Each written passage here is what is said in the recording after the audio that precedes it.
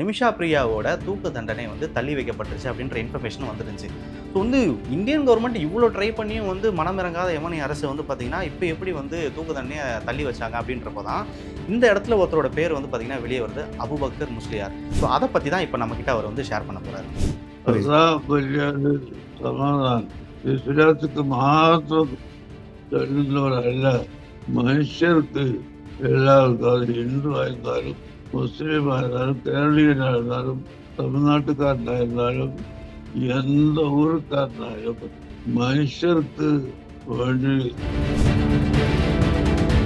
உங்கள் தங்கம், வெள்ளி, வைர நகைகளை நியாயமான விலைக்கு விற்று உடனடி பணம் பெற அடகு வைத்த தங்க நகைகளை மீட்க அணுகவும் உங்கள் SRT கோல்டு. ஸோ இந்தியன் கவர்மெண்ட்டாலே வந்து பார்த்தீங்கன்னா முடியல, அந்த நாட்டு அரசாங்கம் நமக்கு வந்து பார்த்தீங்கன்னா செவி சாய்க்க மாட்டேங்குதுன்ற ஒரு பட்சத்தில் இருந்த இந்த பிரச்சனையை ஒரு ஃபோன் காலில் இந்த மனுஷன் வந்து சால்வ் பண்ணியிருக்காரு. அதனால இந்த தூக்கு தண்டனையானது இப்போதைக்கு தள்ளி வைக்கப்பட்டிருக்குன்னு சொல்லலாம்.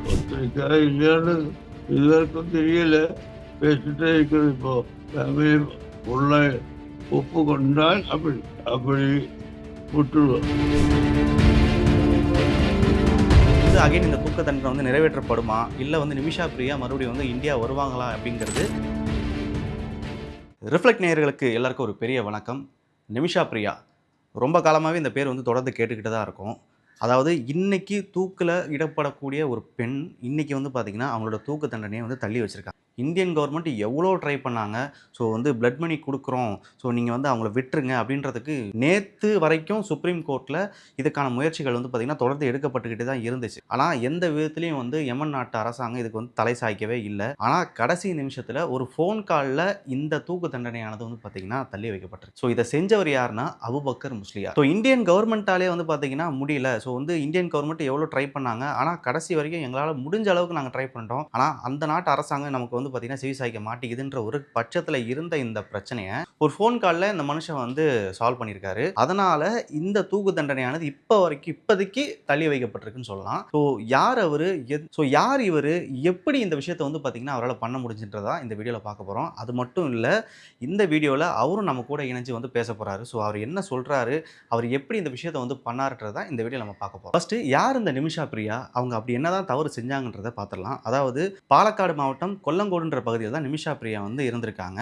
அங்கே இருக்கிற ஒரு நர்சிங் காலேஜில் நர்சிங் படித்து முடிச்சுட்டு அங்கேயே வந்து பார்த்திங்கன்னா ஒர்க் பண்ணிட்டு இருந்திருக்காங்க. அப்படி இருக்கும்போது தான் அவங்களுக்கு இன்னொரு ஆப்பர்ச்சுனிட்டியும் வந்திருக்கு. 2008 யமன் நாட்டில் போயிட்டு ஒர்க் பண்ணுறதுக்கான சான்ஸும் வந்து நிமிஷா பிரியாவுக்கு கிடைக்கிது. ஸோ வந்து கேரளாவில் நிறைய நர்சஸ் வந்து பார்த்திங்கன்னா அப்ராட்ஸில் போய் வேலை பார்க்க ரொம்ப வாடிக்கையான விஷயம் தான். ஏன்னா வந்து நம்ம இந்தியாவில் கிடைக்கிற சேலரியோட வெளிநாடுகளில் வந்து நர்சிங்க்கு நல்லாவே வந்து சேலரி கிடைக்குதுன்னு சொல்கிறாங்க. ஸோ அதன் நிமித்தமாக வந்து சீக்கிரமாக சம்பாரிச்சிடலாம், நம்ம பிரச்சனைகள்லாம் தீர்ந்துருன்றதுக்காக யமன் நாட்டில் போயிட்டு ஒர்க் பண்ணுறதுக்காக ஸோ 2008 இந்தியாவிலேருந்து யமனுக்கு வந்து போகிறாங்க. ஸோ அங்கே தான் மகதின்றவரை வந்து நிமிஷா பிரியா மீட் பண்ணுறாங்க. ஸோ சொந்தமாக சேர்ந்து அங்கே ஒரு ஹாஸ்பிட்டல் வந்து ரன் பண்ணலாம் அப்படின்றதுக்காக வந்து பார்த்திங்கன்னா 2 பேர் சேர்ந்து இந்த பிளான் வந்து பண்ணியிருக்காங்க. அதாவது அரப் கண்ட்ரீஸ்லலாம் ஒரு ரூல்ஸ் இருக்குது. அங்கே நம்ம சொந்தமாக ஒரு பிஸ்னஸ் தொடங்கணும்னா அங்கே இருக்கக்கூடிய ஒரு சிட்டிசனோட ஸ்பான்சர்ஷிப் கண்டிப்பாக வந்து தேவைப்படும். ஸோ அந்த விதத்தில் தான் மகதி வந்து இந்த விஷயத்துக்குள்ளே வராரு. ஸோ வந்து எல்லாமே நல்லா தான் போயிட்டு இருக்கு. கிட்டத்தட்ட ஒரு 8 வருஷம் நினைக்கிறேன். 8 வருஷம் வந்து நல்லா போயிட்டு இருக்கு. ஒரு கட்டத்துக்கு மேலே வந்து மகதி நிமிஷா பிரியா வந்து தேவையில்லாத தொல்லைகள் வந்து கொடுக்குறதா வந்து அவங்க சொல்லியிருக்காங்க. வந்து முடி போதும், நான் எனக்கு வந்து இங்கே ஒர்க் பண்ணுறது வந்து பிடிக்கல, நான் வந்து கிளம்புறேன், எனக்கு வந்து என்னோட பாஸ்போர்ட்டை கொடு அப்படின்ற ஒரு கட்டத்துக்கு வந்து பார்த்தீங்கன்னா கடைசியில் வந்து நிற்கிது. ஆனால் மகதி கடைசி வரைக்கும் பாஸ்போர்ட்டையும் கொடுக்கல.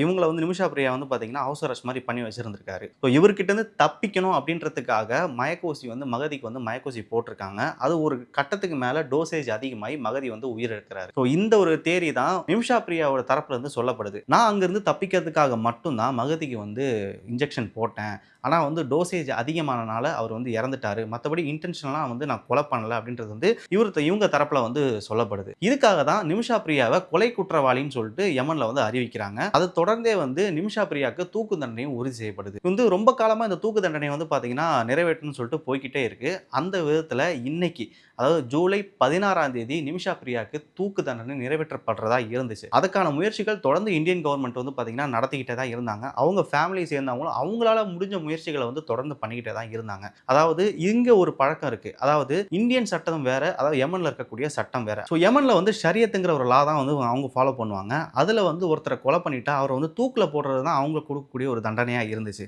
அந்த விதத்துல தான் இவங்க, அதாவது நிமிஷா பிரியாவுக்கு வந்து தூக்கு தண்டனையும் நிறைவேற்றப்படணும்னு சொல்லிட்டு அவங்க வந்து ஒரு மைண்ட் செட்ல இருந்தாங்க. இதுல இருந்து தப்பிக்கிறதுக்கு வேற வழியே கிடையாதா ஒருவேளை? ஏன்னா இந்தியாவில் தூக்கு தண்டனை ஒருத்தருக்கு விதிக்கப்பட்டுச்சுன்னா மேல்முறையீடு இந்த மாதிரி விஷயங்கள்லாம் செஞ்சு அவருடைய தூக்கு தண்டனைகள் ரத்தாகிறதுக்கான நிறைய வாய்ப்புகள் இருக்கு. அந்த மாதிரி தூக்கு தண்டனைகள் இந்தியாவில் நிறையவே ரத்தாயிருக்கு. ஸோ அந்த மாதிரி ஒரு பாசிபிலிட்டிஸ் வந்து எமன் நாட்டில் வந்து இருக்கான்னு கேட்டால் சில ஒரு முறைகள்லாம் சொல்றாங்க. அதாவது பிளட் மணின்னு சொல்லிட்டு ஒரு விஷயம் இருக்கு. இப்போ இழப்புக்கான ஒரு இழப்பீடு பணத்தை வந்து அந்த ஃபேமிலிக்கு கொடுத்து எங்களை மன்னிச்சிருங்க அப்படின்னு சொல்லிட்டு அவங்க கிட்ட மன்னிப்பு கேட்டு ஒருவேளை பாதிக்கப்பட்ட ஃபேமிலி இவங்களை மன்னிச்சுக்கிட்டா அந்த பெண்ணை வந்து பார்த்தீங்கன்னா விட்டுருவேன் அப்படின்னு சொல்லிட்டு அந்த நாட்டு அரசாங்கம் வந்து சொல்லுது. ஆனால் இப்போ வரைக்கும் போராடிக்கிட்டு தான் இருக்காங்க. அந்த நாட்டில் இருக்கக்கூடிய மகதியோட பேரண்ட்ஸும் சரி, அவங்களோட உறவினர்களும் சரி, இந்த தவறை வந்து அவங்க மன்னிக்கவே கிடையாது. இவங்கள வந்து நிமிஷா பிரியாவை கண்டிப்பாக வந்து தூக்கில் இடணும் அப்படின்றத வந்து பார்த்தீங்கன்னா ஒரு மனதாக அவங்க அப்படியே உறுதியாக நின்றுட்டு இருந்தாங்க. அதன் பட்சத்தில் தான் வந்து நேற்று உச்சநீதிமன்றத்தில் மேல்முறையீடானது வந்து பார்த்திங்கன்னா செய்யப்பட்டுச்சு. அதில் உச்சநீதிமன்றம் சொன்னது, எங்களால் முடிஞ்ச வழியில் வந்து நாங்கள் முயற்சி பண்ணிட்டோம். யமன் நாட்டிலையும் சரி, அந்த ஃபேமிலியும் சரி இவங்கள வந்து மன்னிக்கவே இல்லை. ஸோ அதுக்கான அப்டேட் வந்து நேற்று வந்துருந்துச்சு. அதை தொடர்ந்து நேற்று ஈவினிங் இன்னொரு இன்ஃபர்மேஷனும் வந்துருந்துச்சு. நிமிஷா பிரியாவோட தூக்கு தண்டனை வந்து தள்ளி வைக்கப்பட்டுருச்சு அப்படின்ற இன்ஃபர்மேஷனும் வந்துருந்துச்சு. ஸோ வந்து இந்தியன் கவர்மெண்ட் இவ்வளோ ட்ரை பண்ணியும் வந்து மனமிறங்காத யமனி அரசு வந்து பார்த்திங்கன்னா, இப்போ எப்படி வந்து தூக்கு தண்டனையை தள்ளி வச்சாங்க அப்படின்றப்போ தான் இந்த இடத்துல ஒருத்தரோட பேர் வந்து பார்த்திங்கன்னா வெளியே வருது. அபுபக்கர் முஸ்லியார். ஸோ இவர் பண்ண ஒரு காலில் அங்கே இருக்க மத போதகர்கள்கிட்ட பேசி அந்த ஃபேமிலி கிட்ட வந்து கன்வின்ஸ் பண்ணி இந்த தூக்கு தண்டனையை தற்காலிகமாக நீங்கள் வந்து தள்ளி வைக்கணும், இதை பற்றி நம்ம வந்து இன்னும் கொஞ்சம் டிஸ்கஸ் பண்ணணும் அப்படின்றத வந்து பார்த்திங்கன்னா அவர் மேல்முறையீடு செஞ்சு இந்த விஷயத்தை வந்து இப்போ ஸ்டாப் பண்ணியிருக்காரு. ஸோ அதை பற்றி தான் இப்போ நம்மக்கிட்ட அவர் வந்து ஷேர் பண்ண போகிறாரு. சார் வணக்கம் சார். சார் நிமிஷா பிரியா வந்து இன்னைக்கு ஹேங்கிங்ன்ற ஒரு சுச்சுவேஷனில் இருந்துச்சு. ஆனால் சடனாக வந்து ஹேங்கிங் தள்ளி வைக்கப்பட்டுச்சு அப்படி சொல்கிறாங்க. அதை வந்து போஸ்ட்போன் பண்ணிட்டாங்க. நிறைய இந்தியன் கவர்மெண்ட்டே வந்து நிறைய ட்ரை பண்ணி முடியாத ஒரு விஷயத்த வந்து நீங்கள் பண்ணியிருக்கீங்க. எப்படி நீங்கள் பாசிபிள் பண்ணீங்க அதை? கூப்பிட்டு நான் சொல்லியது அவரை இஸ்லாத்துக்கு ദിയത്ത് എടുത്തതാണ്.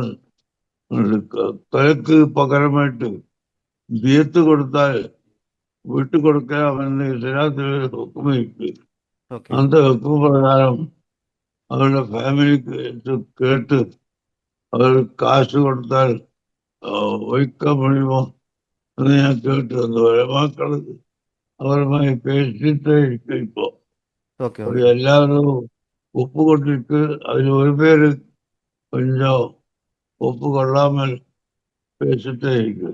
அவரோடு ஒப்புக்கொண்டால் பணம் இங்க இருக்கு. இங்க இருந்து பணம் அவருக்கு டாலர் அனுப்பிவிடும் கவர்மெண்ட் வகைரா எம்பசி வகைரா அவருக்கு அனுப்பிவிடும். அனுப்பிட்டா அந்த ஸ்திரியை இந்தியா ராஜ்யத்துக்கு கயற்றிவிடும். அதுக்கு இந்தியா தயாராகணும். அதுக்காக பிரைம் மினிஸ்டருக்கு നമ്മൾ കത്ത് എഴുതിയിരിക്കുന്നത് ഇപ്പോഴത്തെ അവസ്ഥ എന്നായിരിക്കുന്നത്, എന്താ അங்கே ചെല്ലുന്നത്, ഇതെല്ലാം പ്രൈം മിനിസ്റ്റർക്ക് കത്തെഴുതിയിട്ട് ഗവൺമെന്റ് ഏതാവത് ചെയ്യണം, ഞങ്ങൾ ഇത്രയും ചെയ്തിരിക്കുക എന്ന് അവർക്ക് കത്ത് എഴുതിയിരിക്കുന്നവരാകുന്നില്ല. ഇന്ന് അവരെ തൂക്കിക്കൊല്ലാൻ முதல்ல ഡേറ്റ് വെച്ചിരുന്നത്. ഇപ്പൊ കോർട്ട് അത് ഡേറ്റ് ഒന്നും പറയാமல் നീട്ടി വെച്ചിരിക്കുക. അതാ വലിയ സമാധാനം.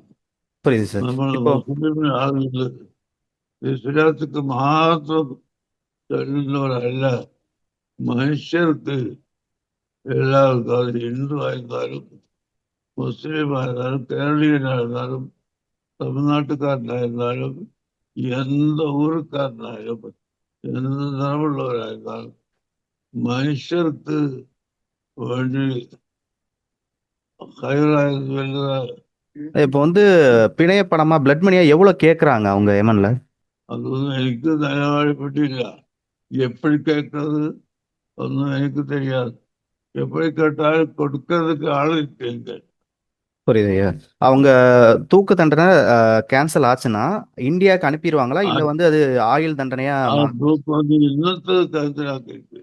அது இன்னும் டிஸ்கஷன் பண்ணிட்டு அது சொல்லுவாங்க. புரியுது புரியுது புரியுதுங்க. இப்போ வந்து இன்னும் இப்போ நீட்டி வச்சிருக்காங்க. இது கேன்சல் ஆகிறதுக்கான ஆமா. பாசிபிலிட்டி அவங்க ஃபேமிலி வந்து இன்னும் ஒத்துக்கலைங்களா இதுக்கு? இல்ல, எல்லாருமே ஒத்துருக்குறாங்க. ஒத்துழைக்கா இல்லையான்னு இதுவரைக்கும் தெரியல.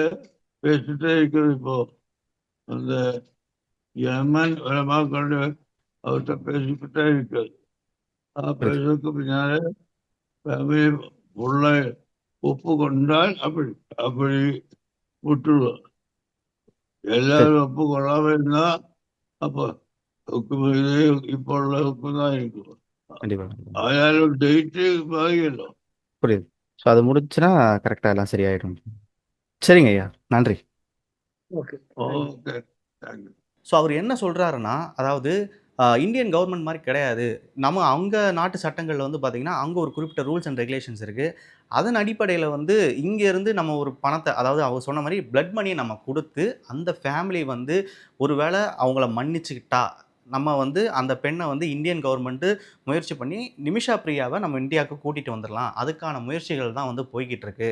அது வந்து அங்க இருக்கக்கூடிய மத போதகர்கள் கிட்ட நான் வந்து பேசியிருக்கேன்.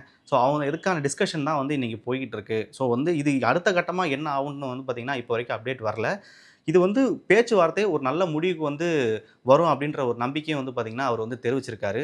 அது மட்டும் இல்லாம அவர் சொல்ற இன்னொரு முக்கியமான வார்த்தை, இது வந்து இந்த இடத்துல வந்து யாரா இருந்தாலும் வந்து நான் இதத்தான் பண்ணியிருப்பேன். இதுல வந்து பார்த்தீங்கன்னா, மத ரீதியா எதுவுமே கிடையாது. ஏன்னா, அது ஹிந்துவா இருந்தாலும் சரி, முஸ்லீமா இருந்தாலும் சரி, கிறிஸ்டியனா இருந்தாலும் சரி, யாரா இருந்தாலும் அவங்க இப்படி ஒரு இக்கட்டான சூழ்நிலையில இருக்கும்போது, அத பார்த்துட்டு என்னால சும்மா இருக்க முடியாது. ஸோ வந்து என்னால முடிஞ்ச முயற்சிகள நான் செஞ்சு, அந்த பெண்ண வந்து பார்த்தீங்கன்னா, சேஃபா இந்தியாவுக்கு கொண்டு வரது தான் எங்களோட முயற்சி இருக்கும் அப்படின்றத வந்து பார்த்தீங்கன்னா, அவர் வந்து சொல்றாரு.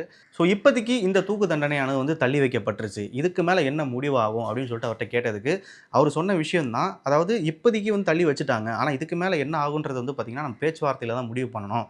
அதுக்கப்புறம் கேட்டா, அவங்க ஃபேமிலி, அதாவது மகதி அவங்களோட ஃபேமிலி வந்து இந்த சமரசத்துக்கு வந்து ஒத்துக்கிட்டாங்களான்னு கேட்டா, இப்போ வரையும் அவங்க ஒத்துக்கிட்டதா எனக்கு எந்த அப்டேட்டும் வரல. ஆனா ஒத்துக்கணும். ஒத்துக்கிற வரைக்கும் வந்து இதுக்கு வந்து போராடிக்கிட்டு தான் இருக்கணும் அப்படின்னு சொல்லியிருக்காங்க. ஆனா இப்போதைக்கு நிலைமையில இந்த தூக்கு தண்டனைய தள்ளி வச்சதே வந்து பார்த்தீங்கன்னா, ஒரு பெரிய ரிலீஃப்ன்னு தான் அவரு சொல்றாரு. ஸோ இதுக்கு மேல வந்து பார்த்தீங்கன்னா, இது வந்து அகைன் இந்த தூக்கு தண்டனை வந்து நிறைவேற்றப்படுமா? இல்ல வந்து நிமிஷா பிரியா மறுபடியும் வந்து இந்தியா வருவாங்களா? அப்படிங்கிறது இன்னைக்கு நடக்க போற அந்த டிஸ்கஷன்ல தான் வந்து முடிவாக்கப்படும் அப்படின்னு சொல்லியிருக்காரு. முடிஞ்ச அளவுக்கு எல்லாருமே வந்து பிரார்த்திக்கணும். ஏன்னா கண்ணு முன்னாடியே வந்து பார்த்தீங்கன்னா, ஒரு உயிர் போறது வந்து அவ்வளோ சாதாரணமான விஷயம் கிடையாது. ஸோ வந்து நிமிஷா பிரியா மறுபடியும் இந்தியாவுக்கு வரணுன்றதுல வந்து பார்த்தீங்கன்னா, நம்மளோட அவரு வந்து ரொம்ப பிரார்த்தனை பண்ணிட்டு இருக்காரு. அவரு சொல்றது எல்லாருமே வந்து சேர்ந்து பிரார்த்தனை பண்ணுங்க. அந்த பெண்ணுக்கு எதுவுமே ஆகக்கூடாது. அவங்க மறுபடியும் இந்தியாவுக்கு வரணும் அப்படின்றது தான் அவருடைய பெரிய பிரார்த்தனையாவே இருக்கு. உங்கள் தங்கம், வெள்ளி, வைர நகைகளை நியாயமான விலைக்கு விற்று உடனடி பணம் பெற அடகு வைத்த தங்க நகைகளை மீட்க அணுகவும் உங்கள் எஸ்ஆர்டி கோல்ட்.